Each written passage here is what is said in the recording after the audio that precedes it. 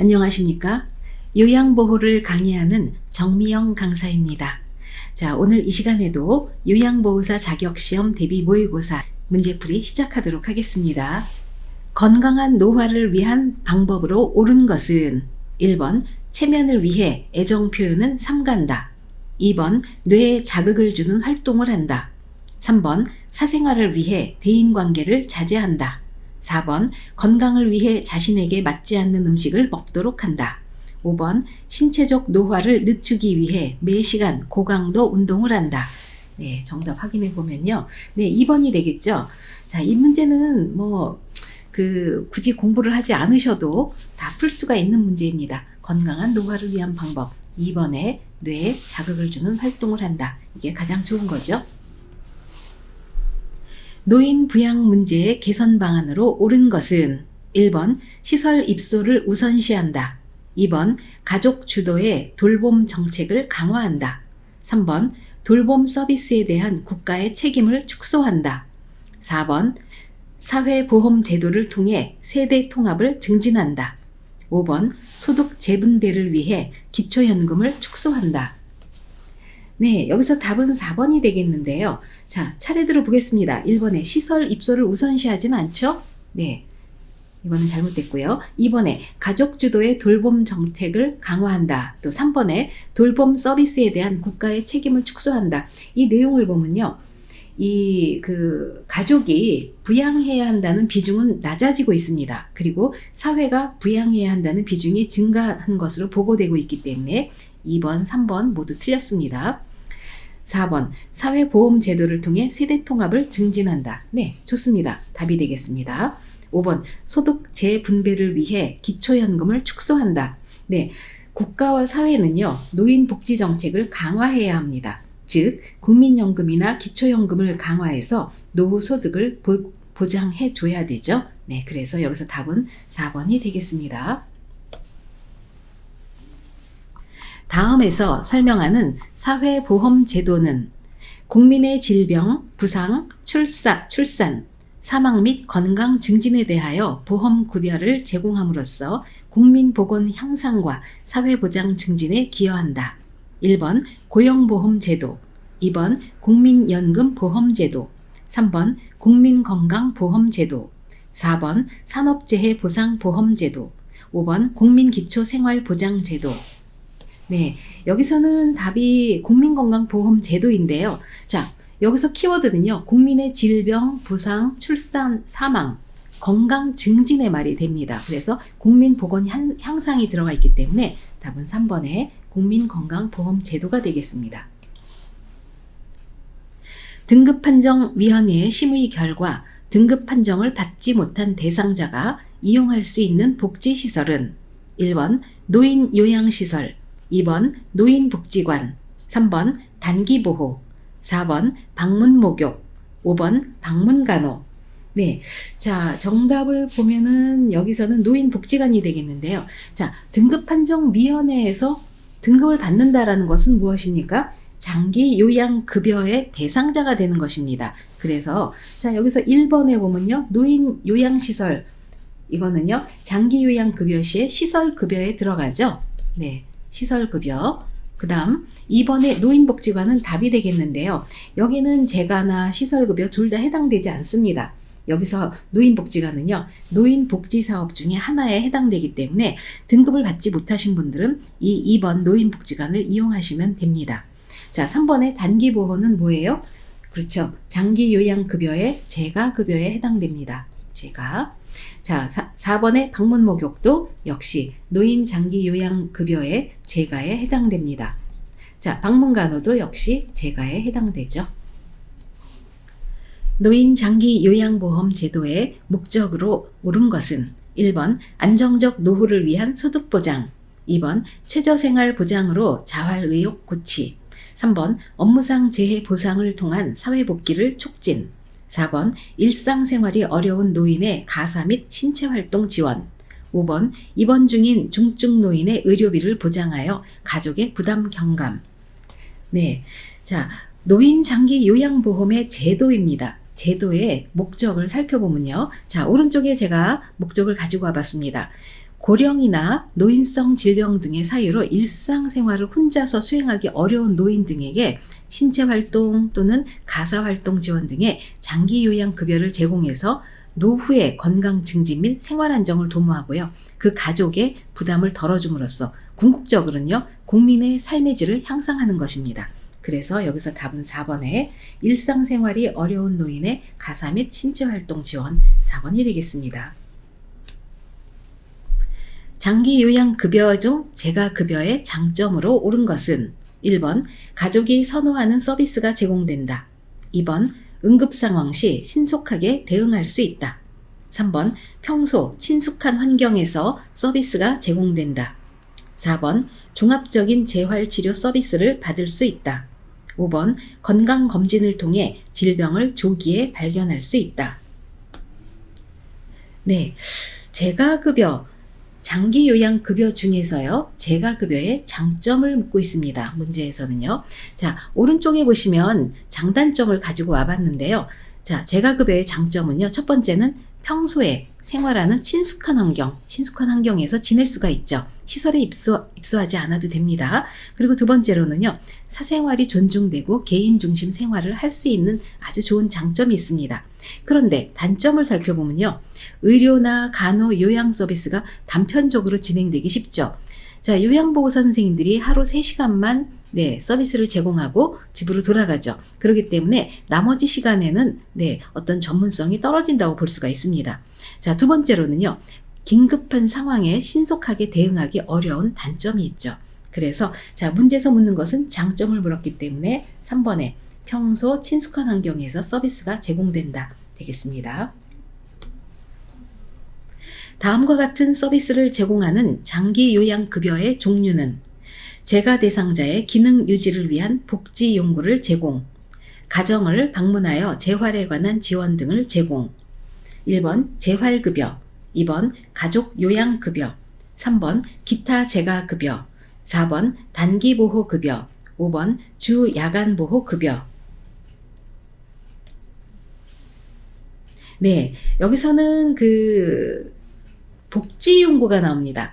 복지용구 하면은요, 3번에 기타 재가급여가 해당이 되는 것이죠. 네, 이 복지용구 때문에 기타 재가급여가요, 사실은 시험에서 좀 많이 등장합니다. 그래서 재가 서비스 중에 다른 제목으로는 유추할 수 있지만 기타 재가급여 하면은 복지용구에 대해서 알지 못하면 문제 고르기가 쉽지가 않습니다. 그래서 이 시간에 완벽히 기억해 놓으십시오. 기타 재가급여는요, 복지용구를 제공하는 내용이 포함된다. 이렇게 기억을 해 주십시오. 장기요양기관의 비용 청구 및 재원에 관한 설명으로 옳은 것은 1번 비급여 항목은 본인이 50%를 부담한다.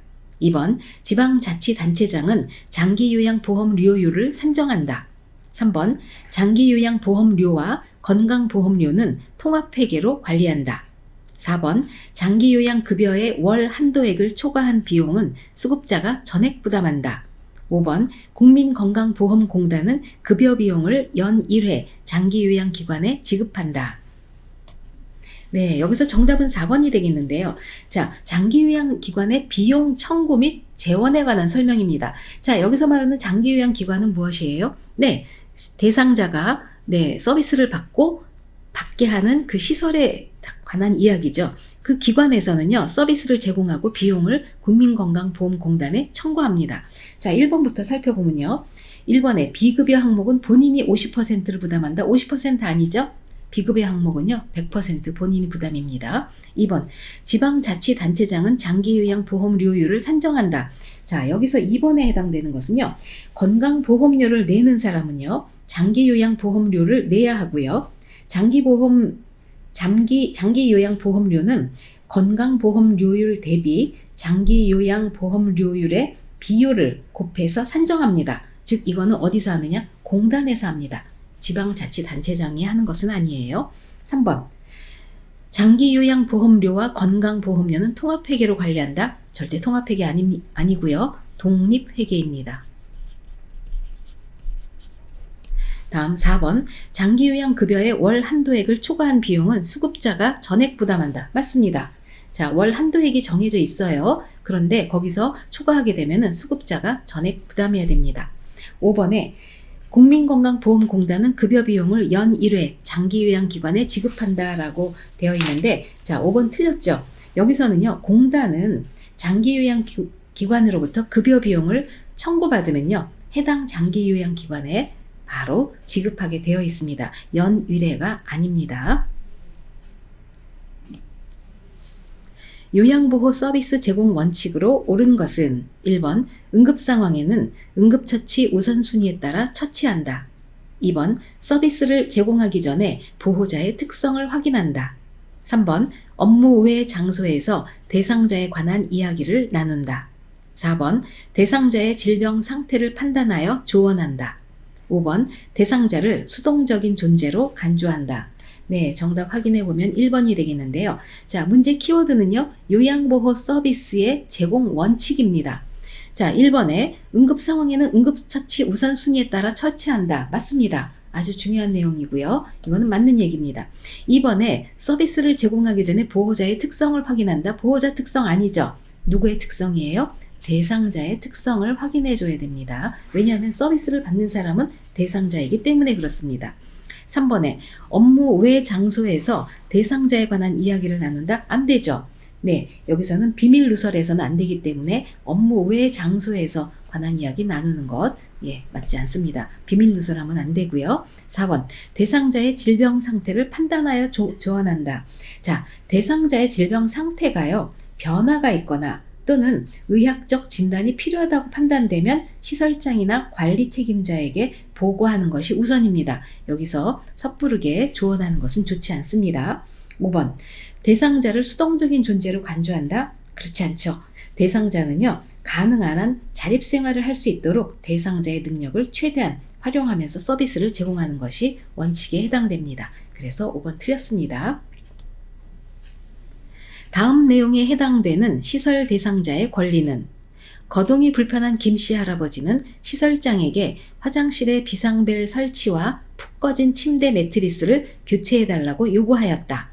1번 신체 구속을 받지 않을 권리, 2번 사생활과 비밀 보장에 관한 권리, 3번 차별 및 노인 학대를 받지 않을 권리, 4번 스스로 입소를 결정하고 계약을 맺을 권리, 5번 안락하고 안전한 생활 환경을 제공받을 권리.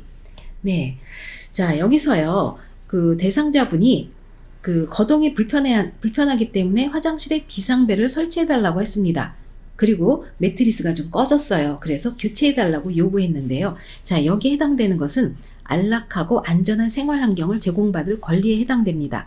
여기에 해당되는 내용들은요, 첫 번째가 휠체어 등 보조도구, 이동 공간의 확보가 필요하고요. 미끄럼 방지, 문턱 제거, 안전바 설치 등 신체 기능을 고려한 주거 환경을 제공해 주어야 됩니다. 자, 두 번째는요, 시설을 안전하고 깨끗하고 가정과 같은 환경을 제공해 줘야 되죠. 또 세 번째는요, 목욕이나 의복 등 침구 세탁 등 노인의 미생 관리에 만전을 기해 줘야 됩니다.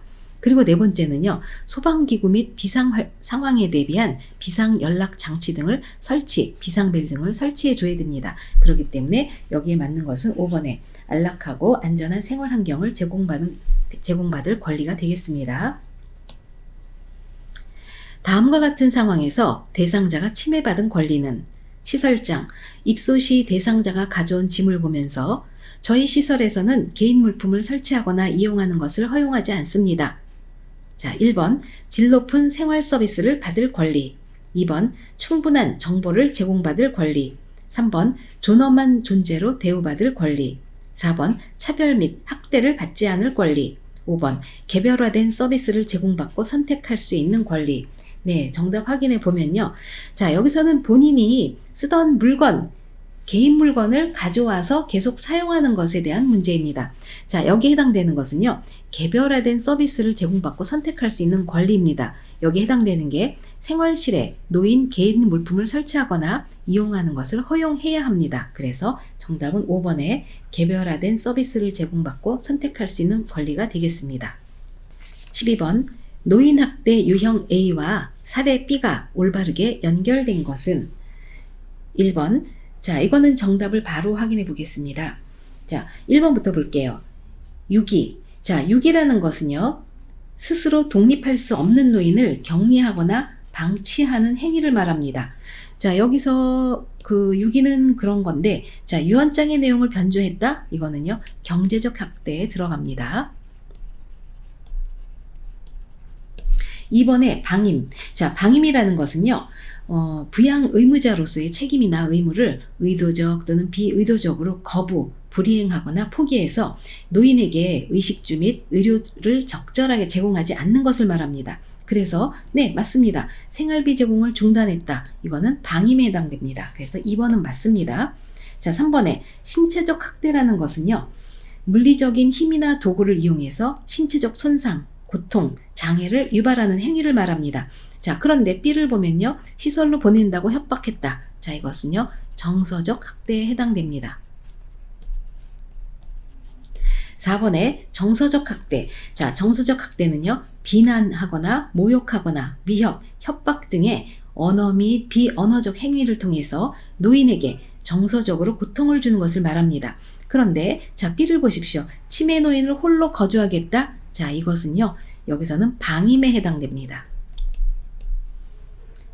5번 경제적 학대. 자, 경제적 학대라는 것은 노인의 자산을 당사자의 동의 없이 사용하거나 부당하게 착취해서 이용하는 행위 및 노동에 대해서 합당한 보상을 하지 않는 행위를 말합니다. 자, 그런데 B를 보면요, 집안의 경조사에 참여하지 못하게 했다. 자, 이것은 역시 정서적 학대에 해당됩니다. 네, 그래서 여기서는 방임이 답이 되겠고요. 자, 노인 학대의 유형에 대해서는요, 꼭 한 문제가 나오고 있기 때문에 꼭 시험장에 가시기 전에 한번 정리를 해보시고 가시기를 추천드립니다. 다음 상황에서 요양보호사가 침해받은 권리는 침해 대상자를 돌보느라 휴식시간 없이 일을 하고 퇴근시간 이후에도 수당 없이 초과 근무를 하였다.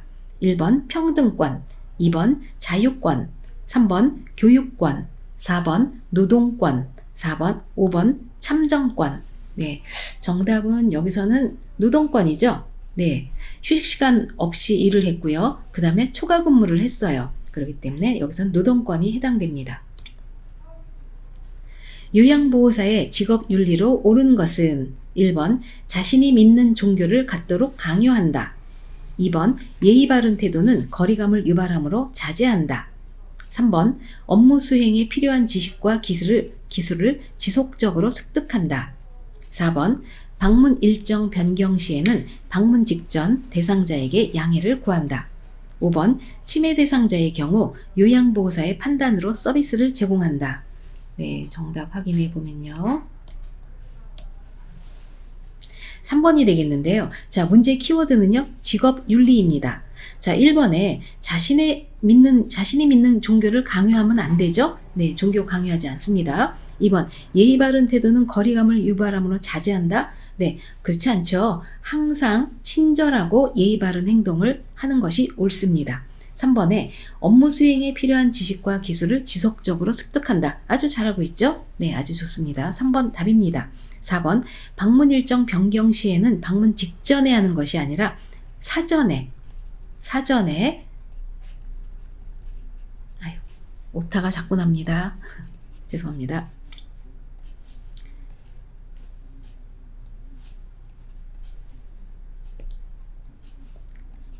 사전에 네, 대상자에게 양해를 구하는 것이 맞습니다. 자, 5번에 치매 대상자의 경우 요양보호사의 판단으로 서비스를 제공한다? 아닙니다. 치매 대상자인 경우에는 보호자에게 네, 동의를 구해야 되죠. 네, 그래서 여기서는 요양보호사의 판단이 아니라 보호자의 동의가 필요합니다. 다음 보겠습니다. 다음 상황에서 요양보호사의 대처 방법은 보호자, 어머니가 욕창이 너무 심해지셔서 욕창 관련 의료용품이 필요한데 형편도 어렵고 어떻게 해야 할지 모르겠어요. 1번, 제가 보기엔 상태가 심하지 않아요. 2번, 약을 사다 주시면 자주 소독해 드릴게요. 3번, 주변에 알아볼 수는 있는데 추가 비용이 들어요. 4번, 저희 기관에 말씀드려 어려움을 해결해 드릴게요. 5번, 저렴하게 판매하는 복지연구 사업소를 소개해 드릴게요. 자, 여기서는요, 이 요양보호사가 적절하게 대처한 방법은 4번에 저희 기관에 말씀드려 어려움을 해결해 드릴게요. 이것이 되겠습니다. 요양보호사에게 나타날 수 있는 수근관 증후군에 관한 설명으로 옳은 것은 1번 밤에 통증이 완화된다. 2번 손목을 굴곡시키면 통증이 감소된다. 3번 손을 털면 저림과 통증이 완화될 수 있다. 4번 팔꿈치에서 손목까지 강직이 나타난다. 5번 새끼손가락과 연결된 손바닥 감각이 둔해진다. 네, 제가 오른쪽에 수근관 증후군에 관해서 설명을 좀 달아놨습니다. 같이 살펴보면요. 1번 첫 번째는요. 손바닥과 손가락이 저리는 이상 증상이 나타나는 것입니다. 그리고 손의 감각 이상, 감각이 저하되고요. 저린 감각, 통증, 근력 약화가 특징입니다. 자, 손목을 지나치게 손바닥 방향으로 힘을 주어 굽힐 때 악화되는 경향이 있고요. 또 네 번째는요. 밤에 통증이 악화됩니다. 그래서 밤잠을 설치는 경우가 있는데 손을 털면요. 저림과 통증이 일시적으로 완화되기도 합니다. 그래서 여기서 맞는 답은 3번. 손을 털면 저림과 통증이 완화될 수 있다. 이게 3번이 답이 되겠고요. 자, 2번에 손목을 굴곡시키면 이 굴곡이란 말은 어떤 뜻이냐면요. 구부렸을 때를 말하는 겁니다. 네, 그래서 구부렸는데 통증이 감소되는 게 아니죠. 더 심해지는 것이 특징이죠. 네. 몸에 감염된 대상자를 안전하게 돕는 방법으로 옳은 것은 1번 공용 체온계를 사용한다. 2번 맨손으로 가려운 곳을 긁어준다. 3번 감염 부위를 만져보아 열감을 확인한다. 4번 세탁이 어려운 침구는 다리미로 다린 후 사용한다. 5번 대상자와 접촉하여 증상이 나타나면 치료를 시작한다. 네, 자, 몸에 관한 이야기인데요. 몸에 관한 문제는 거의 한 문제씩 나오는 것 같습니다. 자, 몸은요. 전염력이 너무너무 셉니다. 1번에 공용체온계 사용하면 절대 안 됩니다. 바로 전염됩니다. 자, 2번에 맨손으로 가려운 곳을 긁어준다. 자, 맨손 쓰는 거 아니에요. 옴 대상자를 접촉할 때는 장갑을 끼고 해야 되고요. 그렇다고 해서 또 자주 접촉하는 것도 사실은 위험합니다. 예, 접촉할 때는 어찌됐든 장갑을 껴줘야 되고요. 자, 3번에 감염 부위를 만져보아 열감을 확인한다. 자, 여기 감염 부위 만져보면 안 됩니다. 네, 만지면은, 네, 접촉하면은 전염되기 때문에. 자, 여기 해당되는 말은 사실은 욕창에 해당되는 말입니다. 4번에 세탁이 어려운 침구는 다리미로 다린 후 사용한다. 맞습니다. 세탁이 어려운 침구는요, 다리미로 높은 온도로 다린 후에 그 옴은 그 벌레입니다. 벌레를 죽도록 해서 그 다음에 사용하죠. 5번에 대상자와 접촉하여 증상이 나타나면 치료를 시작한다. 자, 여기서 증상이 나타나면 치료를 시작한다가 틀렸습니다. 옴은요, 신체 접촉이 있었던 모든 사람은 증상 유무에 관계없이 동시에 함께 치료를 해야 되는 것이 특징입니다. 이 내용은 잘 기억을 해 두십시오. 18번 노인에게 약물 중독의 위험이 증가하는 이유는 1번 인지기능 증가, 2번 신장의 배설 능력 감소, 3번 대장의 운동성 증가, 4번 약물의 흡수 능력 증가, 5번 신경 전달 물질의 분비 증가. 네, 정답 확인해 보면 2번이 되는데요. 자, 신장의 배설 능력 감소가 답이 됩니다. 자, 문제 키워드는요. 노인의 약물 중독의 위험 증가하는 이유예요.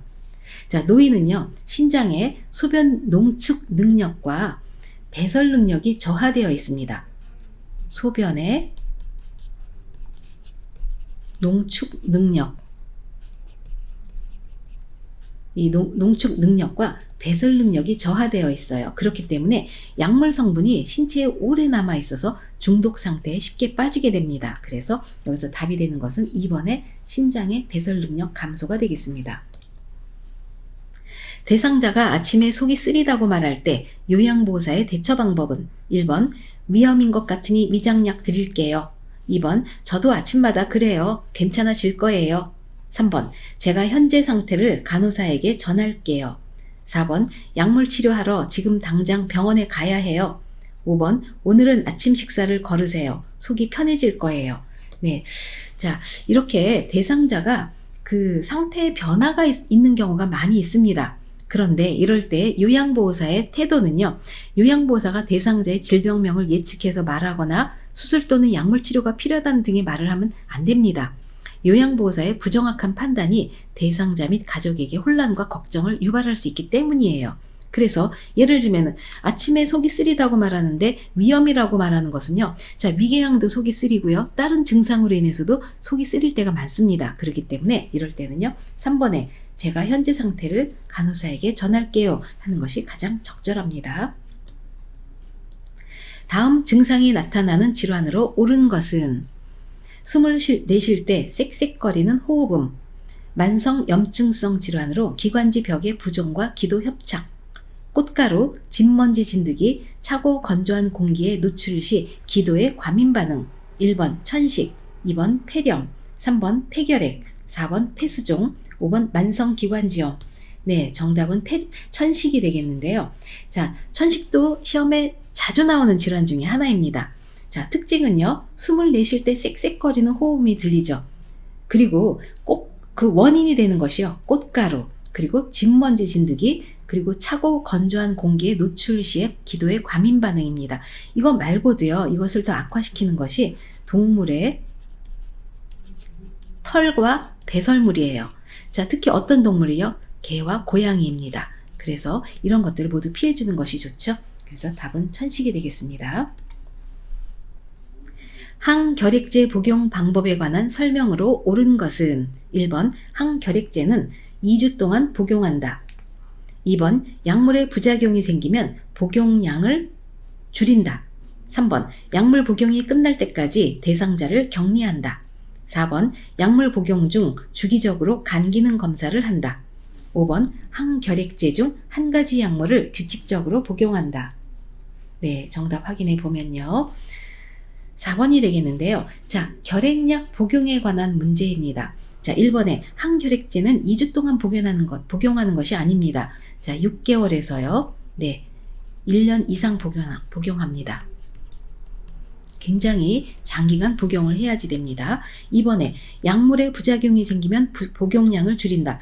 약물의 부작용이 생기면 의사에게 말해서요. 상의를 해야 됩니다. 3번 약물 복용이 끝날 때까지 대상자를 격리한다. 자, 격리하는 문제는요. 증상이 나타나서 약을 먹기 시작하잖아요. 그러면 2주 정도 지나면요. 전염성이 사라집니다. 그래서 2주 정도까지만 격리하고요. 그 다음에는 같이 생활할 수가 있습니다. 4번에 약물 복용 중 주기적으로 간 기능 검사를 한다. 약이 종류가 많기 때문에 간 기능 검사하고요. 이것과 더불어서 객담 검사도 같이 해줍니다. 답 4번이 되겠고요. 5번 항결핵제 중 한 가지 약물을 규칙적으로 복용한다. 한 가지 약물 아닙니다. 굉장히 여러 가지 약물을 복용하게 됩니다. 여러 가지 약물이기 때문에 간에 부담이 가서 정기적으로 간 기능 검사를 하는 것이죠. 노화에 따른 근골격계 변화는 1번 뼈의 질량 증가, 2번 추간판 두께 증가, 3번 인대의 탄력성 감소, 4번 근육의 긴장도 증가, 5번 허리의 피하지방 감소.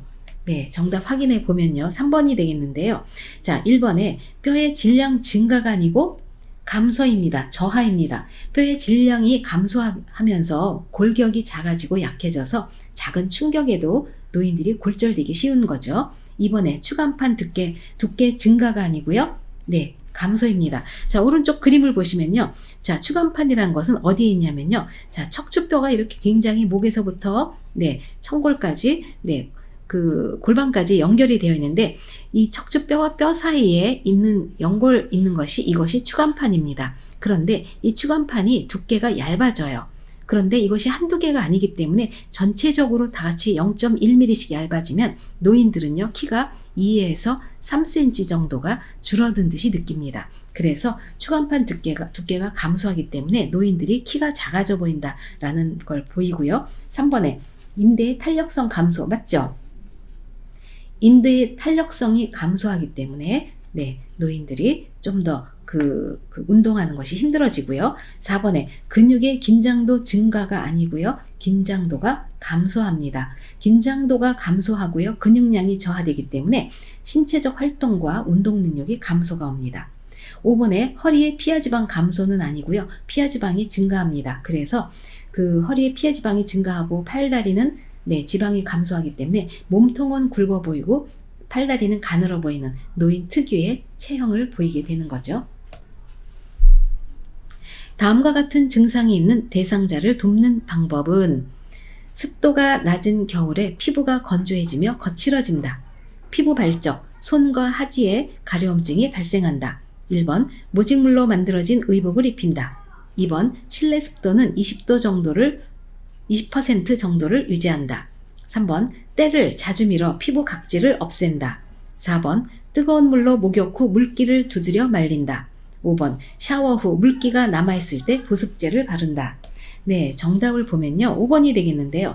자, 네모 박스의 설명 볼게요. 습도가 낮은 겨울에 피부가 건조해지며 거칠어진다. 그리고 피부 발적, 피부가 빨개지고요. 손과 하지에 가려움증이 발생한다. 자, 뭐를 얘기하냐면요. 피부 건조증을 말하는 겁니다. 자, 그래서 피부 건조증일 때는요. 여기서 답은 5번이 되겠는데요. 샤워 후에 물기가 남아있을 때 보습제를 바릅니다. 또 이거 이외에도 자주 샤워하는 것 좋지 않죠? 자주 샤워하는 것 피하고요. 샤워 피하고요. 떼미는 것도 역시 피해주는 것이 좋습니다. 떼미는 것. 그 다음에 수분 섭취 자주 해주는 것이 좋습니다. 수분 섭취 자주 해주고요. 그 다음에는 겨울 같은 때는 가습기를 사용해 주는 것이 좋습니다. 그래서 피부 건조증의 관리법은 기억을 해 주십시오. 노화에 따른 청각계 변화에 관한 설명으로 옳은 것은 1번 고막이 얇아진다. 2번 이관이 좁아진다. 3번 외이도가 습해진다. 4번 귓바퀴의 연골이 위축된다. 5번 고막의 소리 전달 능력이 증가한다. 네, 정답 확인해 보면요. 자, 키워드는요. 노화에 따른 청각계 변화에 관한 설명입니다. 자, 1번에 고막이 얇아진다. 네, 고막은요. 얇아지지 않고요. 두꺼워집니다. 그래서 고막이 두꺼워지기 때문에 음의 전달 능력이 감소합니다. 자, 2번 이관이 좁아진다. 이거는 맞습니다. 자, 여기서 이관에 관해서 설명을 좀 그림을 가져와 봤는데요. 자, 이관이라는 것은 유스타키오관을 말합니다. 여기 우리 귀 안에서 이 유스타키오관 요것을 말하는데요. 이거는 귀와 코를 잇는 가느다란 통로입니다. 그런데 이 유스타키오관이 내층으로 가면서 좀 더 좁아지게 됩니다. 그래서 이거는 맞고요. 3번 외이도가 습해진다. 네, 외이도는 습해지는 것이 아니고요. 건조해집니다. 그래서 가려움증이 증가하게 되죠. 자, 4번에 귓바퀴의 연골이 위축된다. 자, 위축되는 것이 아니고요. 귓바퀴의 연골이 계속 형성됩니다. 그리고 피부 탄력성이 감소되기 때문에 귓바퀴가 커지고 늘어지게 됩니다. 위축되는 거 아닙니다. 5번에 고막의 소리 전달 능력이 증가한다가 아니고 감소합니다. 왜냐하면 고막이 두꺼워지기 때문에 음의 전달 능력이 감소하게 되는 것이죠. 다음 중 우울증 발생 가능성이 높은 대상자는 1번 가족과 함께 살고 있다. 2번 모임 등 사회적 활동을 한다. 3번 최근 갑상샘 기능 저하증을 진단받았다. 4번 낮에 햇빛을 쐬며 규칙적으로 운동한다. 5번 식욕과 체중이 변화 없이 유지되고 있다. 네, 자, 정답은요 3번이 되겠는데요. 자, 우울증이 발생할 가능성이 높은 대상자를 찾는 겁니다. 자, 가족과 살고 있어요? 네, 아주 좋죠. 두 번째, 모임 등 사회적 활동을 하고 있어요. 이것도 아주 활동하기 있기 때문에 발생 가능성이 낮습니다. 그런데 갑상샘 기능 저하증이 있으면요 우울증이 같이 옵니다. 그래서 답 3번이 되겠고요. 자, 낮에 햇빛을 쬐며 규칙적으로 운동을 하고 식욕과 체중의 변화가 없이 유지되고 있다. 다 우울증에 걸릴 위험이 없는 거죠. 26번 뇌졸중에 대한 설명으로 옳은 것은 1번 도파민 부족으로 발생한다. 2번 좌뇌가 손상되면 좌측마비가 발생한다. 3번 측두엽이 손상되면 술 취한 사람처럼 비틀거린다. 4번 안정시 떨림, 무표정한 얼굴이 특징적으로 나타난다. 5번 뇌로 혈액을 공급하는 혈관이 막히거나 터져서 발생한다. 네, 자, 뇌졸중이 키워드입니다. 자, 여기서 뇌졸중에 해당되는 것은 5번에 뇌로 혈액을 공급하는 혈관이 막히거나 터져서 발생한다. 자, 한마디로 뇌출혈을 말하는 거죠. 자, 뇌졸중에 해당되는 것은 뇌출혈도 있고요. 뇌경색, 두 가지가 모두 해당이 됩니다. 뇌경색은요, 그 혈액이 동맥혈관이 뇌 속에 있는 동맥혈관이 어떤 그 혈전에 의해서 막혔을 경우가 뇌경색에 해당되는 것이죠. 그래서 5번인데요. 자, 1번에 도파민 부족으로 발생한다. 이것은 그 파킨슨 병을 말합니다. 2번에 좌뇌가 손상되면 좌측마비가 발생한다. 그렇지 않죠. 좌뇌가 손상되면 우측마비가 옵니다.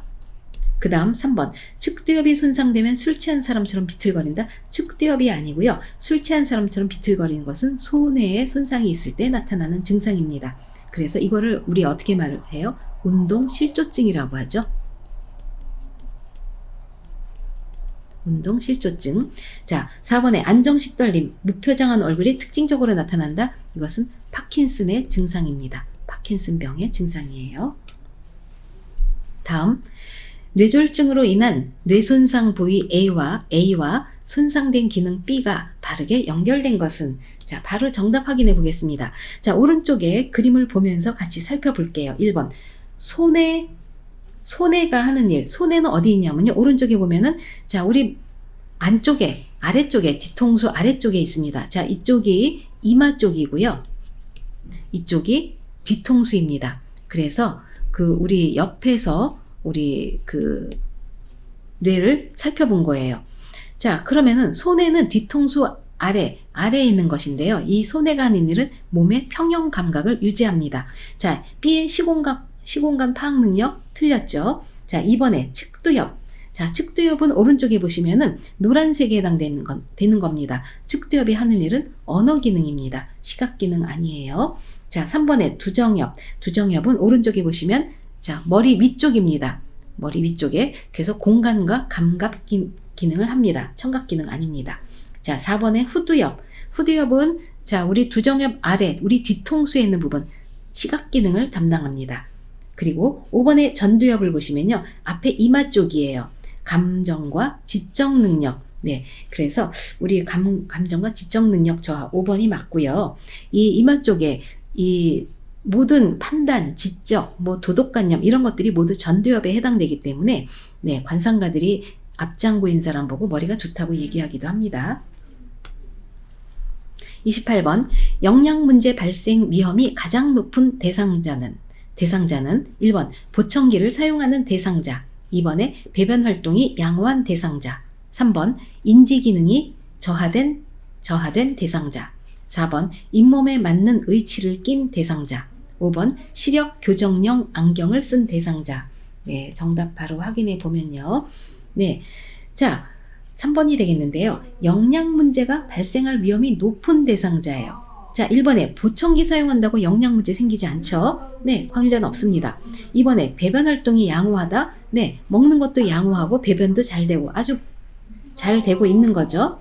3번에 인지 기능이 저하된 대상자는 아무래도 너무 많이 먹거나 너무 적게 먹거나 이런 문제가 일으킬 수가 있습니다. 그래서 인지 기능이 저하된 대상자는 영양 문제가 발생할 위험이 높습니다.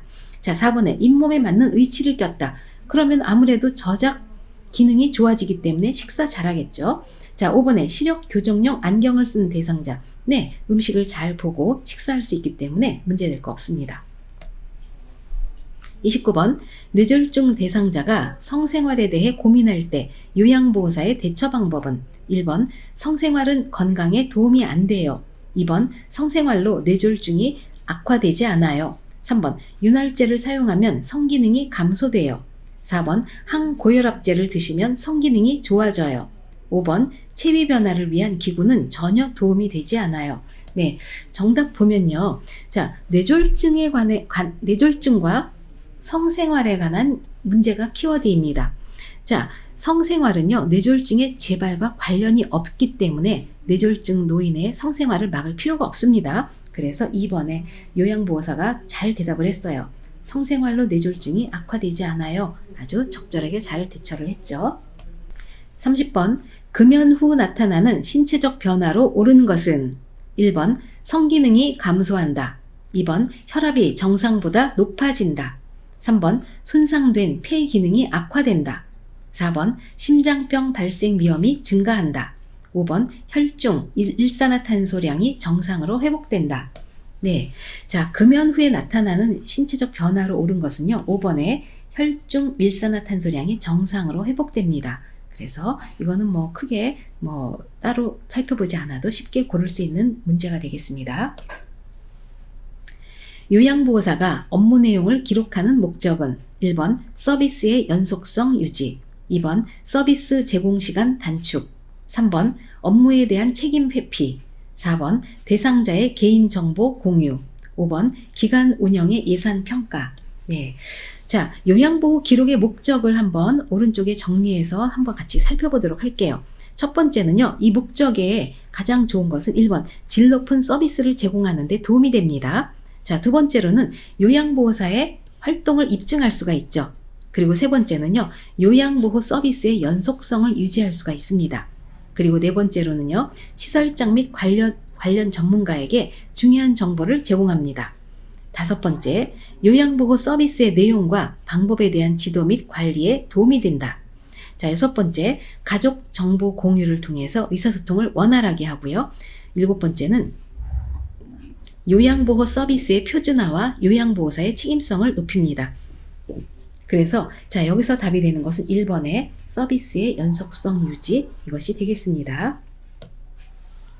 32번 요양보호사의 업무 보고가 중요한 이유는 1번 서비스 비용 결정, 2번 요양보호사의 직무평가, 3번 요양보호 서비스의 질 향상, 4번 대상자의 신체 기능 상태 측정, 5번 가족에게 서비스 제공 계획 설명. 네, 정답 확인해 보면요. 자, 업무 보고에 관한 문제입니다. 업무 보고가 키워드인데요. 업무 보고의 중요성은요. 요양보호 서비스의 질을 높일 수가 있고요. 두 번째는 타 전문직과의 업무 협조 및 의사소통을 원활하게 할 수가 있습니다. 그리고 세 번째로는요. 무엇보다도 사고에 신속하게 대응할 수 있으며 피해를 최소화할 수가 있죠. 그래서 여기서 맞는 것은 3번의 요양보호 서비스의 질 향상이 되겠습니다. 업무 보고를 잘 해야 다른 그 전문직과 업무 협조도 되고요. 의사소통을 원활하게 할 수가 있죠. 33번 방문 요양 서비스 제공 중 관리 책임자에게 보고하지 않아도 되는 상황은 1번 대상자가 넘어져 타박상을 입었을 때, 2번 대상자가 하루 종일 텔레비전을 볼 때, 3번 대상자가 당뇨병 진단 받은 것을 알았을 때, 4번 베란다에서 배변 중인 대상자를 처음 발견했을 때, 5번 대상자가 유효기간이 지난 음식을 먹고 복통을 호소할 때. 네, 정답 확인해 보면요.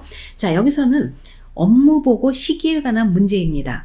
자, 업무 보고는 언제 하느냐? 첫 번째는 대상자 상태가 변화가 있을 때 보고를 해줘야 되고요. 자, 그 다음에는 서비스가 그 변경되거나 추가가 있을 때 이때도 보고해 줘야 됩니다. 자, 그 다음에 대상자에 관한 새로운 정보가 파악됐을 때, 예를 들면은 대상자가 병원에 다녀왔더니 당뇨병이라는 것을 진단받았다. 이런 것은 새로 추가된 정보이기 때문에 보고해 줘야 됩니다. 자, 그리고 네 번째, 새로운 업무 방법을 찾았을 때도 보고해 줘야 되고요. 자, 업무를 잘못 수행했을 때, 이때도 혼자만 알고 지나가는 것이 아니라 빨리 보고를 해줘야 빨리 개선할 수 있는 시간을 벌 수가 있습니다. 그리고 여섯 번째, 사고가 발생했을 때도 업무를 보고해 줘야 됩니다. 자, 1번에 보면 대상자가 넘어져 타박상이 발생했어요. 보고해 줘야 되죠? 자, 2번에 대상자가 하루 종일 텔레비전을 볼 때, 자, 이때는요, TV를 보지 말고 우리 요양보호사와 같이 대화를 하도록 유도하는 것이 필요하겠죠. 자, 이때는 굳이 보고할 큰 위중한 문제가 아닙니다. 3번에 대상자가 당뇨병 진단받은 것을 알았을 때, 네, 어떤 새로운 정보가 파악됐을 때 해당되죠. 보고해야 됩니다. 4번에 베란다에서 배변 중인 대상자를 처음 발견했을 때, 자, 베란다에서 배변 중인 대상자가 처음으로 발견됐을 때, 처음이기 때문에 이때는 보고해 줘야 돼요. 여러 번 그랬을 경우에는 굳이 보고하지 않아도 되지만, 처음이면 뭔가 행동에 변화가 있고요. 뭔가 상태가 변화가 있다는 것을 의미하기 때문에 보고해야 됩니다. 5번에 대상자가 유효기간이 지난 음식을 먹고 복통을 호소할 때, 네, 위중해졌죠? 네, 보고해 줘야 됩니다.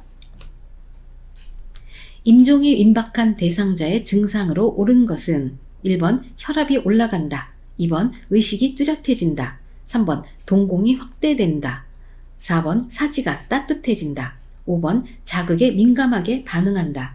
네, 자, 제가 임종징후에 대해서 정리를 해봤습니다. 같이 살펴보도록 할게요. 자, 임종징후는요, 시력이 일단 감소하고요, 눈의 초점이 흐려지면서 동공이 확대됩니다. 확대되고요, 의식의 저하도 옵니다. 자, 그 다음엔 촉각이 감소하고요, 움직임도 약해지고 근육의 긴장이 감소해요. 그래서 움직임이 없다라는 겁니다. 그리고 피부를 보면요, 차갑고 창백한 피부, 식은땀, 그리고 실금 또는 실변, 항문이 열린다라고 표현합니다. 그리고 혈압이 떨어지게 되고요, 맥박은 더 빨라지거나 아니면 아주 느려지거나 둘 중에 하나가 되고요, 숨을 가쁘고 깊게 몰아쉬고요, 가래가 끓었다가 점차 숨을 쉬고 천천히 쉬게 됩니다. 그리고 가슴에서 돌 구르는 것 같은 가래 끓는 소리가 들린다고 합니다. 자, 여기서 1번에 혈압이 올라가는 거 아니죠? 2번에 의식이 뚜렷해지는 것은 임종징후 아닙니다. 3번에 동공이 확대된다. 네, 아주 대표적인 임종징후고요. 4번에 사지가 따뜻해진다. 자, 이것은요, 심장이 잘 뛰고 있어서 오히려 좋다는 뜻입니다. 5번에 자극에 민감하게 반응하기 때문에 이것도 임종징후라고 볼 수 없습니다. 35번 사전연명의료의향서에 관한 설명으로 옳은 것은 1번 65세가 되어야 작성할 수 있다. 2번 본인이 직접 작성하지 않은 경우 효력이 없다. 3번 작성한 후 병의원 어디서나 등록할 수 있다. 4번 연명의료 중단 시 물과 영양분 공급이 중단된다. 5번 작성 후에는 아무 때나 치료를 거부할 수 있다. 네, 정답 확인해 보면요. 자, 여기서는 2번이 되는데요. 자, 사전연명의료의향서에 관한 내용이 문제가 되겠습니다. 작성은요, 대한민국에 거주하는 19세 이상 모든 성인이 작성할 수 있습니다. 19세 이상이어야 되고요. 그 나이 제한은 없습니다. 이번에 등록기관을 통해서 작성을 했으면 등록기관을 통해서 등록되어야지만 법적 효력이 발생합니다. 그렇지만 언제든지 변경하거나 철회할 수가 있습니다. 자, 연명의료를 중단을 명시해도 통증 완화를 위한 의료행위, 그리고 영양분, 물, 산소의 단순 공급은 보류하거나 중단할 수가 없습니다. 자, 등록기관에 등록했어도 모든 기관에 이게 연동되는 것은 아니에요. 그래서 병원에서 이분이 등록했는지 안 했는지 개인적으로 알 수는 없습니다. 자, 여기서 말하는 연명치료라는 것은 중단한다고 했는데 어떤 것을 말하느냐? 치료 효과 없이 임종 과정의 기간만 연장하는 의학적인 시술을 말합니다. 예를 들면 심폐소생술, 그리고 혈액투석, 그리고 항암제를 투여한다든지 인공호흡기 착용, 이런 것들이 해당됩니다. 자, 1번부터 봤을 때 65세가 되어야 작성할 수 있나요? 아니죠. 19세 이상이면 네, 작성할 수 있습니다. 2번, 본인이 직접 작성하지 않은 경우 효력이 없다. 맞습니다. 본인이 그 기관에 가서 작성을 해야 돼요. 그래서 그 다음에 등록기관을 통해서 등록이 되어야지 법적 효력이 있습니다. 2번 답이고요. 3번, 작성한 후 병의원 어디나 등록할 수 있다? 아닙니다. 등록기관에서 하는 것입니다. 등록기관.